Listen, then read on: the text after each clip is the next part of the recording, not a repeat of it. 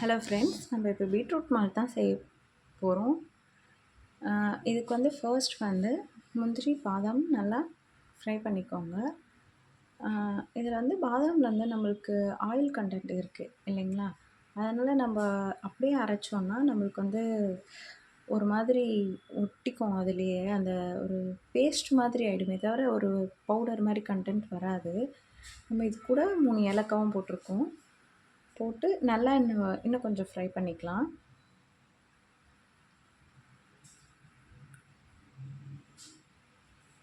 அதை எடுத்து பார்த்தா நம்மளுக்கு நல்லா சூடாக இருக்கான்னு பாருங்கள். உடைச்சா லைட்டாக உடையும். அந்த முந்திரிலாம் நல்லா பாதாம் நம்ம உடைக்க முடியாது, முந்திரி உடைச்சா உடைக்கும், அது நம்மளுக்கு தெரியும். இதுக்கப்புறம் நம்ம எடுத்து வீட்டில் ஆற வச்சிடலாம். ஏன்னா ஆறின பிறகு தான் அரைக்கணும், சரிங்களா? பீட்ரூட்டை வந்து நல்லா சீவி எடுத்துக்கோங்க ஃபஸ்ட்டு. சீவினதுக்கப்புறம் நம்ம மிக்ஸி ஜாரில் போட்டு நல்லா ஃபைன் பேஸ்ட்டாக அரைச்சிக்கலாம். ஏன்னா இது வந்து கட்டி கிட்டி எதுவும் இல்லாமல் நல்லா அரைக்கணும். நான் அரைச்சிட்டேன். இப்போது பீட்ரூட் வந்து ரெடி ஆகிட்டாரு.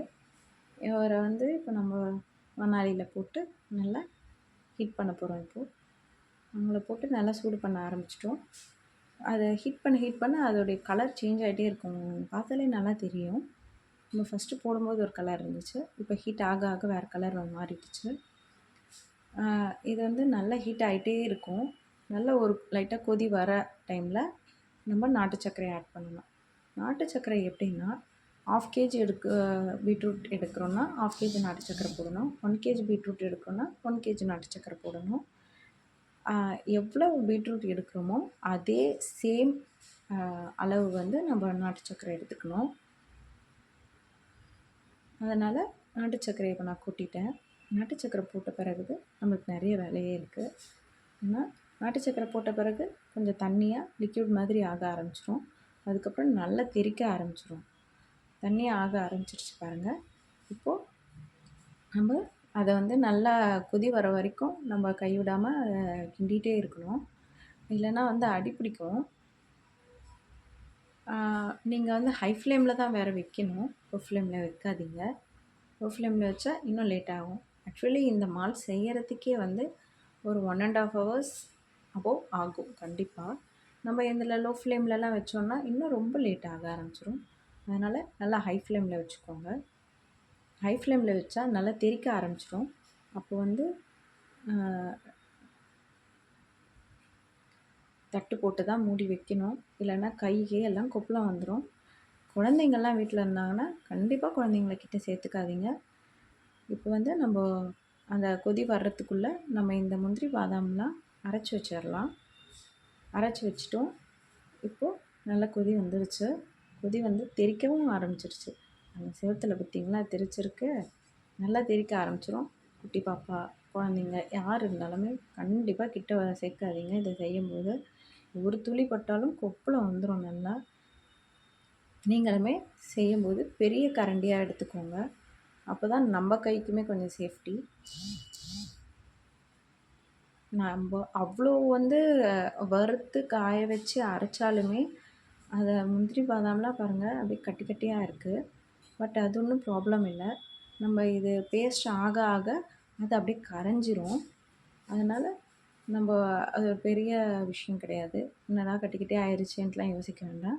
நம்ம அது பேஸ்ட் ஆக ஆக அது கரைஞ்சிரும். நம்ம அதே இல்லாமல் லாஸ்ட்டாக நம்ம மிக்சியில் போட்டு தான் கொஞ்சம் அரைக்க வேண்டியிருக்கும். அப்போ அதெல்லாம் கரெக்டாக போய்டும்.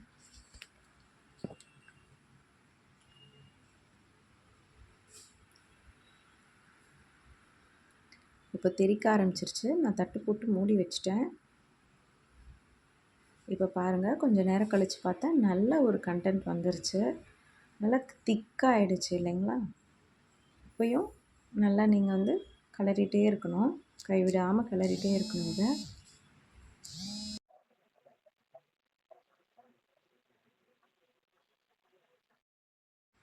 இப்போ பாருங்கள், நல்ல ஒரு இது வந்துருச்சு. இப்போ நம்ம வந்து ஆஃப் பண்ணிடலாம். இதுதான் இதோடைய பதம். இந்த பதம் தெரிஞ்சால் தான் நம்ம வந்து கரெக்டாக அந்த பவுடர் கண்டென்ட் வரும். அதனால் இந்த பதம் வந்தோடனே ஆஃப் பண்ணிவிட்டு ஃபேன் கீழே வச்சு அதை ஆற வச்சிட்ருக்கணும். ஆறும்போது அப்படியே விட்டுட்டும் போகக்கூடாது. நம்ம கைவிடாமல் இப்பயும் கிளறிட்டே தான் இருக்கணும். இது கிளறிட்டே இருந்தீங்கன்னா ஓரளவுக்கு இந்த மாதிரி கட்டி கட்டியாக வர ஆரம்பிச்சிடும். அது சைடில் இருக்கிற எல்லாத்தையுமே நம்ம எடுக்கணும். இன்னும் நல்லா ஆறணும். நான் வந்து ரொம்ப கிளறிட்டேன் அதிகமாக, அதனால் ரொம்ப கட்டி கட்டியாக ஆகிடுச்சு. பட் இது ஒன்றும் ப்ராப்ளம் இல்லை. இது கட்டி ஆகிடுச்சுன்னா ரொம்ப கல் மாதிரி ஆகிடும். அதுக்கப்புறம் ரொம்ப நல்லா ஆற வச்சதுக்கப்புறம் மிக்சியில் போட்டு லைட்டாக நம்ம ஒரு அரைச்சிட்டோம்னா இந்த மாதிரி பவுடர் மாதிரி கிடச்சிரும். நான் கொஞ்சம் ஆறுறதுக்கு முன்னாடி எடுத்துட்டேன், அதனால் லைட்டாக இப்படி இருக்குது. நீங்கள் இன்னும்